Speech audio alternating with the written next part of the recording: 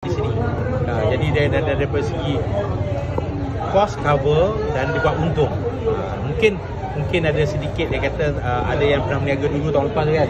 Ada kata tahun ni dia punya ni dia ialah dia kata kurang sikit mungkin pasal dari segi cuaca dan sebagainya. Tapi saya rasa sampai dia lebih kita dah masuk second half bulan Ramadan ni lebih baiklah.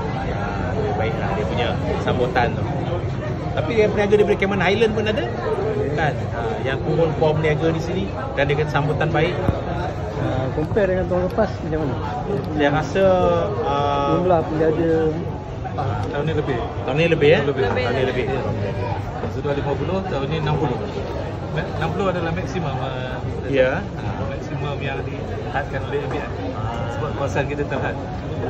Maknanya sambutan dari penjaja yang nak terlibat secara langsung untuk dalam bazar Ramadan di sini pun lebih lah. Itu dia punya dia kan. Tapi rata-rata tanya peniaga kata okey. Dia tak ada yang komplain kata turun lah tahun ni. Kita kadang-kadang kita dengar kan kata macam mungkin harga barang tinggi atau tapi dia kata okey, orang masih membeli lagi. Ini yang paling penting pasal kita nak tahu dia punya dari segi kedudukan ekonomi negara, kedudukan ekonomi negeri.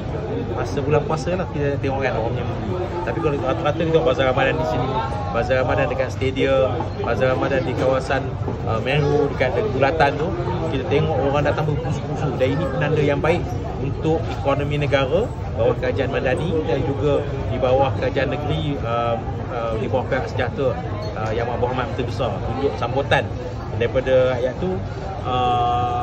Orang kata harga naik sikit kos tu biasa, tetapi sambutan tetap ada dan bila orang berbelanja tu kita tahulah ekonomi itu berjalan. Kan? okay, dari segi pengunjung, kadang-kadang pengunjung komplain bila hujung-hujung bulan nak raya tak ramai yang berniaga. Ini dia berniaga sampai bila? Sampai hujung. Sampai hujung. Sampai ada. Selalunya macam itulah pasalnya.